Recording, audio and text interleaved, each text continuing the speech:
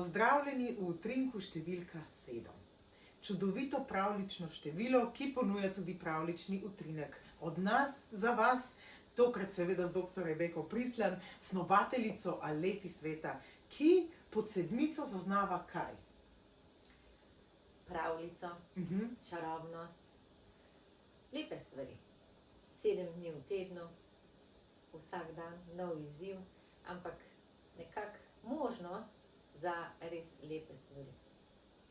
In hkrati meni ponuja asociacijo na nekaj skrivnostnega, na nekaj nepredvidljivega, na nekaj, kar se lahko izide še bolje, kot smo pričakovali, in na to, da domišljiji vendar, kljub temu, da živimo v zelo realnem svetu, polnem strukture, zapovedi in resnosti, lahko damo domišljiji tudi malce prosto pot. Res je, res je. Čemu so namenjeni utrinki? Utrinki so namenjeni predvsem tem, da imamo sproščene pogovore, da povemo naše izkušnje, naše misli, da to delimo. Včasih imamo zraven gostjo, gosta, nekako, da probamo iz vseh teh tematik, ki so nam na nek način znane, blizu, ponovno iti v njihovo analizo, debato, pa mogoče komu damo kakšno idejo, kaj lahko spremeni v svoji dnevni rutini ali pa v življenju. Iz čiste znanosti, ki jo dobro poznaš, si šla v malce bolj mehke vode, če se smem tako izraziti. V malce bolj čarobni svet. Kaj si spoznala? Moram iskreno povedati, da sem spoznala, da je ta nek svet naših občutij in svet kemije močno prepleten z našim delovanjem.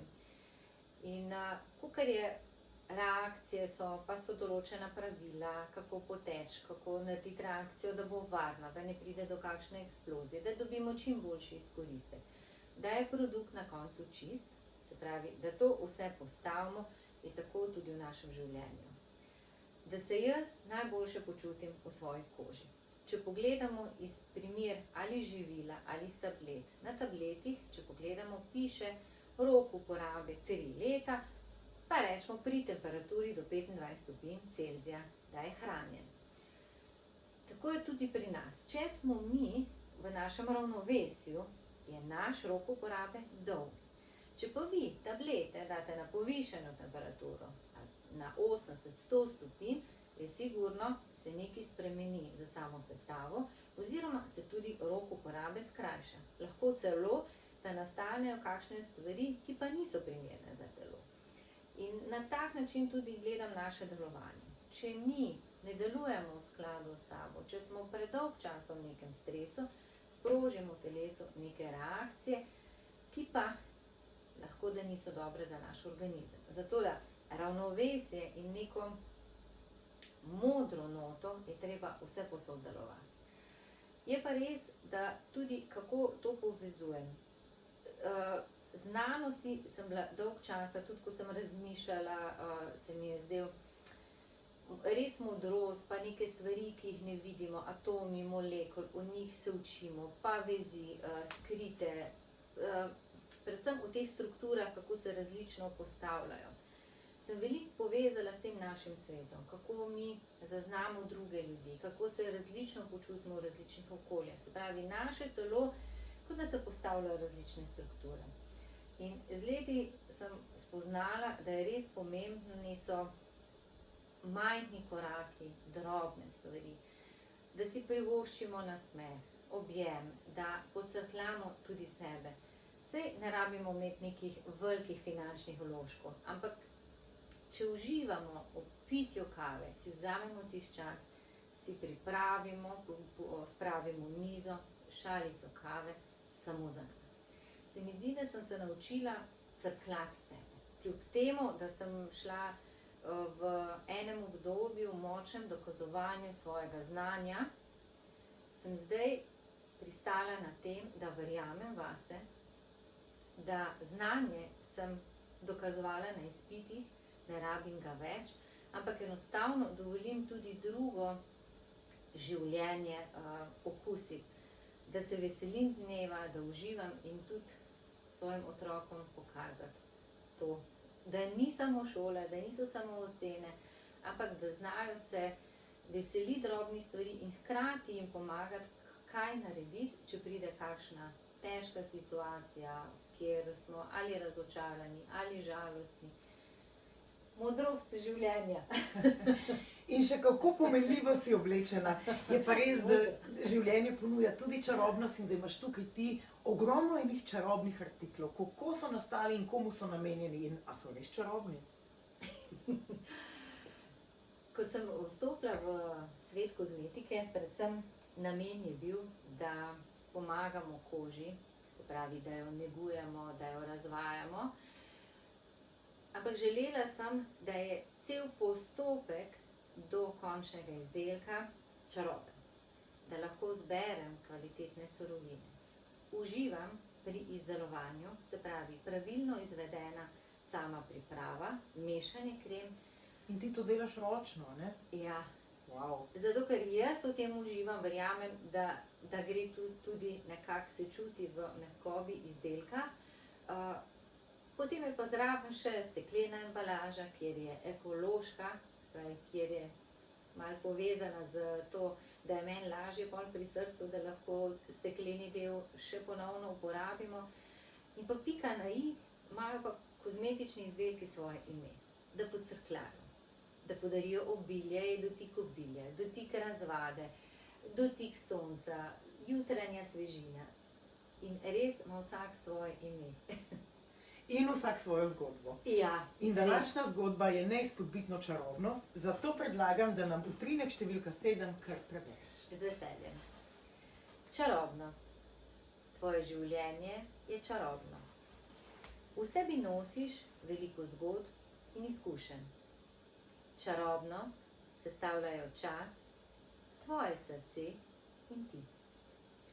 Čas določa, koga bo spoznal ali spoznala na svoji poti. Tvoje srce določa, koga želiš imeti v svojem življenju. Ti določaš, kdo ostaja v tvojem življenju. Bodi čarodej, čarodejka in čaraj. Spregovori lepe besede, čaraj lepe trenutke. Prisluhni svojim občutkom in okušaj majhne čudeže. Toliko lepote je v tebi. Pokaži jo tudi drugim. Si navznoter in navzven. Wow. Zelo lepo in hvala ti za to.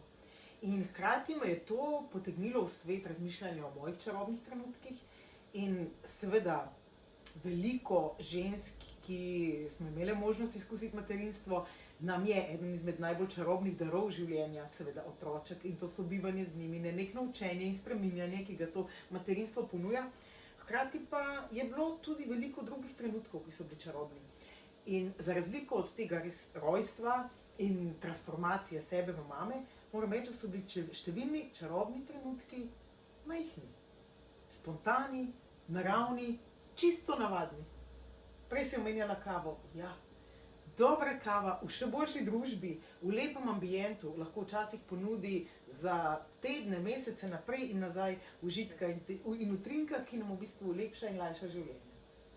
Ja, ali pa če nekdo rad potuje, veliko fotografira na tej poti. Lahko si da na ohranjevalnik zaslona, da se mu slike vrtijo. Ima nekje shranjeno te fotografije in jih vsake toliko časa pogleda. In te vrne v ti svet prijetnih občutkov. V bistvu stopaš nazaj v čarobnost. Če pa mogoče dodam še to, zdaj sama sem analizni kemik. Se pravi, po izobrazbi analizni kemik, to pomeni, da mi radi analiziramo, so razne aparature, kjer pripravi se vzorc in se pogleda, kaj je vse not, koliko je kjerga not, kako je čisto. Pred nekaj leti, zdaj mislim, da bo že kmalu 5 let, je pa se mi uresničila dolgoletna želja in sicer je prišlo do nakupa aparata za slikanje energijskega polja. Se pravi, na nek način dobimo pogled, kaj se z energijami dogaja po telesu. veliko pomoč mi je bila ta način mojega razmišljanja kot analizni kemik, se pravi, ker sem tudi tlele vzela to kot neka analiza. Glede na to, da imamo v tri čarobnost, moram res povedati, da sem tako vesela dobrih rezultatov, da ko oseba pripravljena nekaj spremeniti, narediti na svoji poti, dati kakšno breme ven, ali se neha dokazovati, ali spusti ljudi iz svojega življenja. Ker če imate kakšna prijateljstva, po kateri ste ves čas utrujeni, mogoče je čas, da majčkeno ustavite, pa ne glede, da ni treba, da se prekine, ampak da je mogoče teh srečanj malo manj, pa da se pogleda, zakaj sem jaz utrujena, kaj se mi dogaja.